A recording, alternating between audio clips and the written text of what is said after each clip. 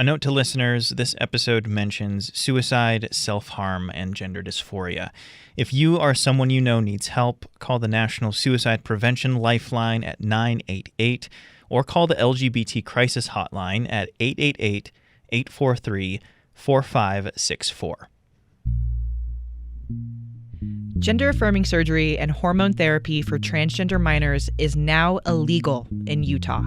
It's one of several bills impacting transgender youth that has soared through the state legislature. I'm Sage Miller. And I'm Sean Higgins. This week on State Street, we're talking all about that ban on gender-affirming care, also known as SB 16. After being passed by the legislature last week, the bill was signed by Governor Cox and is now law. It bans transgender minors from starting hormone therapy and undergoing gender-affirming surgery like breast reduction or removal. Senator Mike Kennedy is the bill's sponsor.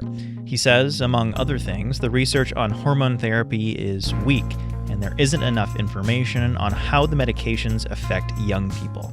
But transgender youth and their parents say access to those types of healthcare has literally saved lives. One peer-reviewed study found 86% of transgender youth reported being suicidal, and 56% actually attempted suicide. We'll break down how supporters, opponents, and lawmakers feel about the law. And we'll hear from a transgender teen and his mom about their journey navigating gender identity and their thoughts on this year's legislation. One of the people who was against trans people transitioning or trans children transitioning said, children are our most valuable and precious resource. And I think that if we are that precious and valuable, let us live as who we are. You're listening to State Street.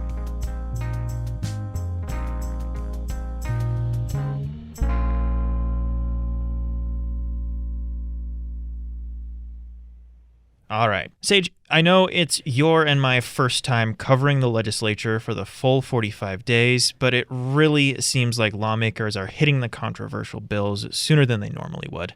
It's definitely a stark contrast from last year. That's when the legislature passed a bill banning transgender girls from school sports in the final hours of the session. This year, in the first week alone, the Senate pushed through 3 bills related to transgender youth. There's SB 16, which we mentioned, bans hormone therapy or gender affirmation surgery for people under 18. Another bill prohibits minors from changing their name or gender marker on their birth certificate. The last one would require schools to notify parents if a child wanted to go by a different name on school documents, but a teacher wouldn't be required to tell a parent if their child changes their pronouns or name in class. And as someone who attended the Senate committee hearing on those 3 bills, I can say it was just heavy and emotional. There were so many people that wanted to say something that they actually had to stop letting people in the room. People couldn't boo or cheer. That's actually against the rules, but that didn't stop people from giving a thumbs up or a thumbs down during the comments. At one point, bill sponsor Kennedy said those who hate the bill can blame him, and people started pointing directly at him and nodding their heads. And it's worth mentioning, Senator Kennedy is actually a doctor himself. He explained why he believes it's necessary to ban surgery and hormones for transgender youth. The issue before us is complex, and it becomes more and more pressing every year as the legislative sessions move forward. Doing what is best for our children should be subject to the whims and waves of any agenda. The fact is that these novel and irreversible procedures lack sufficient long-term research.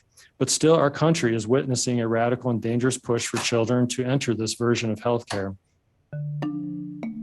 Kennedy also questioned if minors can consent to these kinds of procedures, and he railed the state for not having regulations for doctors when it comes to transgender healthcare. He claimed any doctor can consider themselves a transgender health expert. A lot of medical organizations have endorsed gender-affirming care for both transgender adults and youth, including the American Academy of Pediatrics, the American Medical Association, and the World Medical Association. Many people stepped up to speak in favor of the bill. Some called gender-affirming surgery and hormone therapy mutilation. Other supporters asked for Kennedy to tighten the restrictions in the bill. In history, if you look at Native Americans, or even we as human beings when we were cavemen, no little child would ever look at their genitalia or their breasts and naturally want to cut them off. This is a result of grooming. Any honest investigation of these procedures and the consequences of them will lead to one conclusion: it's horrifying child abuse. The majority of people who took the stand to speak out against the bill were parents of transgender teens. A lot of them spoke about how this medical care saved their child's life. Others asked the legislature to step away from parental rights. I know what's best for my kid. We all do. She has a good team of doctors. She's not on hormone blockers yet, Senator Kennedy. But she wants to be this year. She's been working with her doctors for 4 years now. She will be affected by this bill. She has a great therapist. You are taking away the rights of parents. In the end, the testimony from the parents wasn't enough to sway the committee. SB 16 passed and moved to the Senate floor. And the emotions continued there. Probably the most outspoken against the bill was Republican Senator Daniel Thatcher. He stood on the Senate floor with a neck brace on. Thatcher said he was recovering from 2 strokes and was at the Capitol against doctors' orders. He made it clear, if he could not medically make it through his remarks, he would be recorded as a no vote. He explained why he is strongly against this bill. We should not be prohibiting care that could save and protect these children. Because as a father, I would do anything to keep that kid alive. And if the doctors and the mental health professionals and his care team came to me and said, this is what it takes to keep your child alive, I wouldn't care if the state had prohibited it. I wouldn't care if they said it was. I would go to jail. I would go to prison to keep my child healthy and alive and to get them whatever the best care is. Again, the testimony against the bill wasn't enough to sway votes. It passed the Senate 22-7. Senator Thatcher was the only Republican that voted no. And it was the loudest no vote I've ever heard. After that vote, the Senate came to a halt for a minute. Lawmakers were seen swarming to Thatcher's aid in what looked to be a medical emergency. Thatcher reassured everyone he was fine. His heart rate was too high, and he needed a moment to bring it down before moving on to other bills. Since then, SB 16 passed both chambers of the legislature and was signed into law by Governor Cox. But 2 more Republicans ultimately joined as no votes, Senators Todd Weiler and David Hinkins. The final bill removed a 4-year sunset date for the ban and added an immediate adoption. In other words, the ban is permanent and in place right now. We're going to take a quick break. When we return, a transgender teen and his mom tell their story. You're listening to State Street.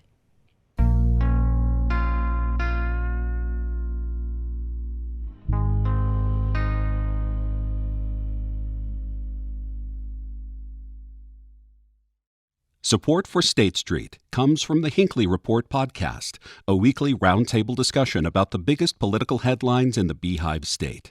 Find new episodes of PBS Utah's The Hinckley Report every Friday, wherever you listen to podcasts. Welcome back to State Street.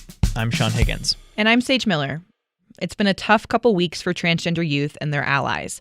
The bills making their way through the legislature have definitely taken a toll. We were able to speak with Chris, a 17-year-old transgender teen, and his mom, Kat. They opened up about their experience navigating gender identity and the healthcare system to gain access to transgender medical care in Utah. We agreed not to use their last names. Chris will tell you why.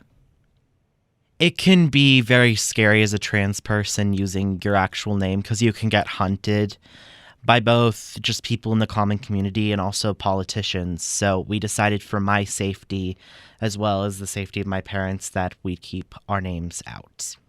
As much as you feel comfortable, can you kind of walk me through your journey? Well, unlike most trans kids you see on TV and such, I didn't really show signs from an early age, at least outwardly, although I felt them from at least the age of 5, even though I didn't understand what they meant.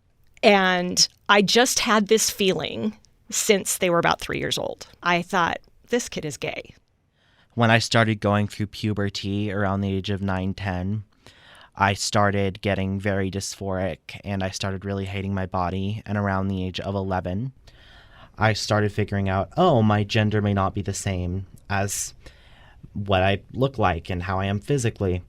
And I came out to my mother around January 2018. So when, I have to say at the time, quote unquote, she at the time, Yucky. sorry, came to me and said, I'm gay, I was like, yeah, I know. And I got out the rainbow pom-poms and I'm like, we love you for who you are. And, I was all ready to be the super supportive, mom, because you can love whoever you want. I want you to be your genuine self. But he went into this very dark depression as he went into his puberty years. I was so depressed because my body was wrong and everything about me wasn't looking the way it should. I couldn't get him to go to school. I couldn't get him out of bed. He started cutting himself. He was suicidal. And I was terrified. And he was so suicidal, I was sleeping next to his bed at night, on the floor next to his bed, so that he wouldn't get up in the middle of the night and hurt himself or possibly kill himself. And here I'd had this hugely outgoing kid who I always dressed in the brightest of colors because he was so outgoing and jubilant. And this just wasn't my kid. This wasn't the kid I knew. I ended up going into uni, or the psychiatric ward up here. I started going through gender therapy and just a lot of therapy to make sure that's where I needed to be, a lot of family therapy. And then in December of that year, I started hormone blockers. And that summer after that, I harvested my eggs because I knew I was on the path to start testosterone, but I still needed a year of gender therapy. And then that in the fall of 2019, I started testosterone. I've been on it for about 3.5 years now. And a year later, roughly, I got top surgery, and that's where we're at. From a parental perspective, what was this journey like for you? Hard, really, really hard. Who you bring home for dinner doesn't change your life. But being a trans person, that's physical, that's a lot of change. That's names and clothes and possibly surgeries, depending on where you go. And that terrified me.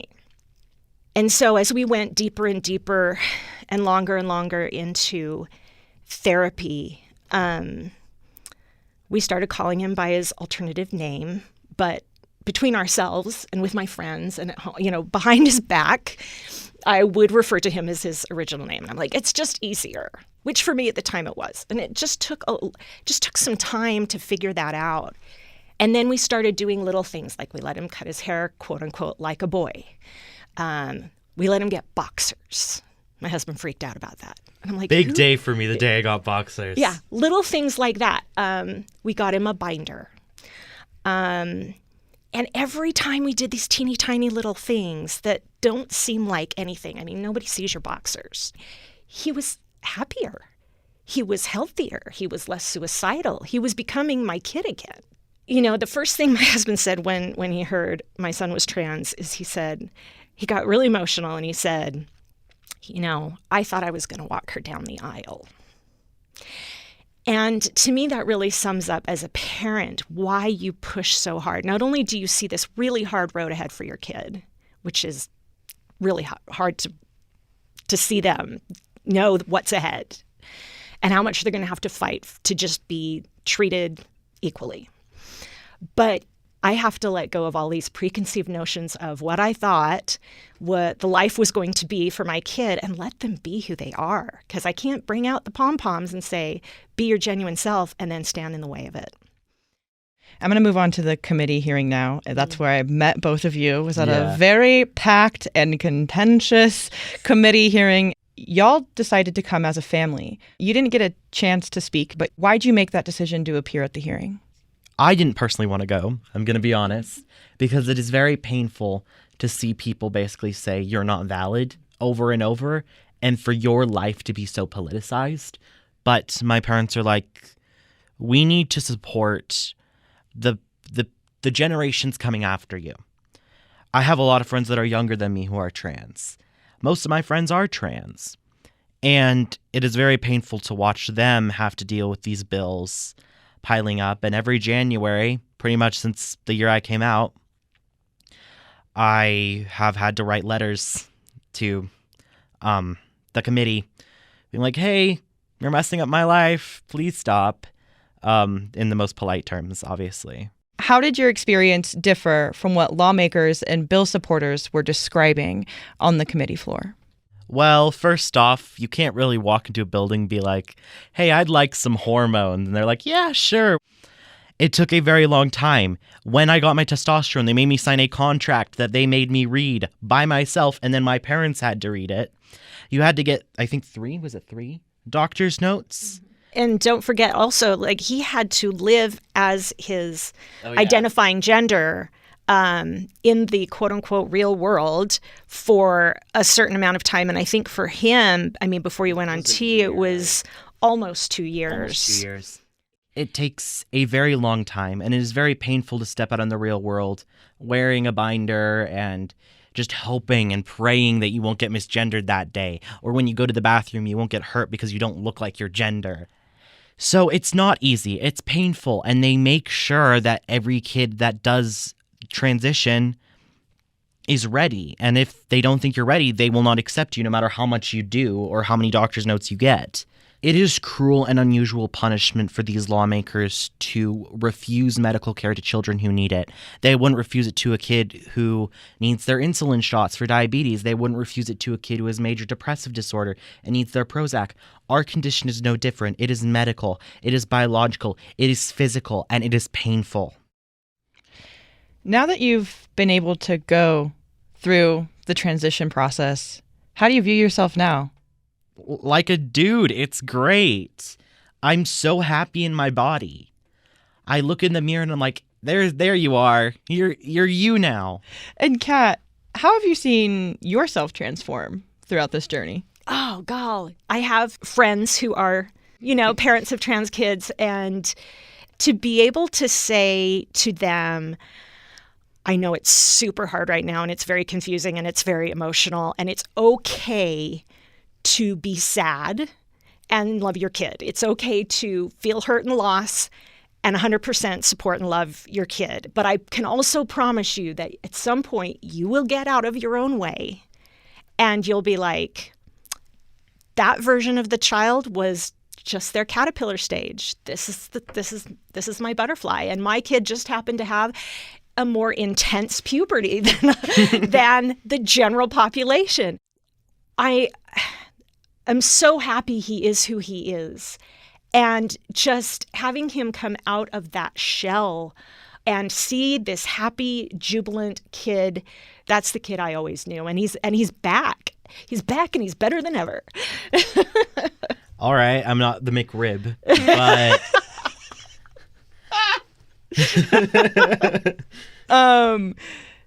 Thank you very much, y'all. This is just my last question, and what is your message to kids and parents navigating their own gender identity? It can be very scary, and you can feel lost yourself because you feel like, oh, well, I'm not going to be me anymore. I'm going to be this new person. You're still you, and you're still valid. And that little inner child inside of you that's been screaming, hey, I'm a dude, or hey, I'm a woman, or hey, I'm neither, or both, or whatever you end up being, will thank you for being yourself. And to the parents out there, I know it is scary and hard, and it feels like you're losing control of this life you set up for your child. But their life is their own journey to make, and whatever destination you reach, as long as you love them and support them, they will be right there with you. And in the end, maybe you will walk them down the aisle. That was Chris and his mom, Kat. If anyone listening has a child or is embarking on their own journey related to gender identity and transgender healthcare, we've linked some resources in the show notes.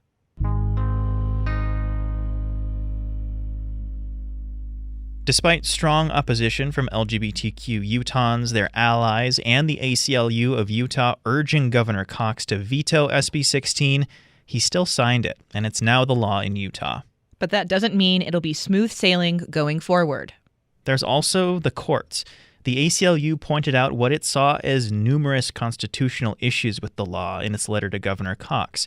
And a common question we heard from lawmakers when discussing these bills was the possibility of lawsuits. People on both sides of the issue say they fully expect this to end up in the court. Kennedy himself said on the floor of the Senate that he's willing to bet every dollar in his bank account that there will be a lawsuit. It's worth noting that the trans sports bill that was passed last year is still caught up in the courts. So, depending on a judge's opinion, these laws could be blocked until the case is resolved.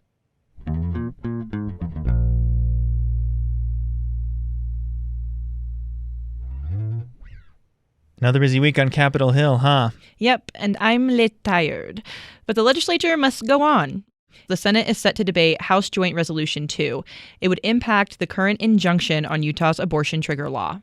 Although this resolution would affect all current injunctions in the state and does not specifically target Utah's trigger law, if it's passed by both chambers, that law would go back into effect, and Planned Parenthood of Utah would have to refile their lawsuit against the state.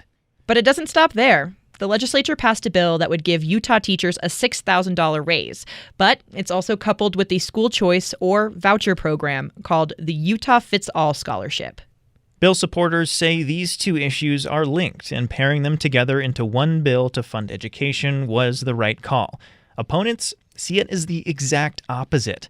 These issues are separate and should have been debated and voted on that way. We'll be taking a deep dive on education policy and the bills coming out of the legislature in next week's episode.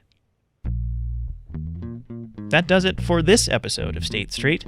I'm Sean Higgins. And I'm Sage Miller. The show's executive producer is Caroline Ballard. Editing and production support comes from David Childs and KUER news director Elaine Clark. Our digital team includes Jim Hill, Renee Bright, Eleanor Gomberg, and Raquel Davis, our digital artist extraordinaire. She's actually the brains behind the super duper cute podcast cartoons, by the way. She drew us as peanut cartoons, and it gave me life. You can check out Raquel's work on our State Street social media pages on Twitter and Instagram. State Street is a production of KUER. If you're a fan of the show, leave us a review on Apple Podcasts or wherever you're listening. It helps other people find State Street. See you next week.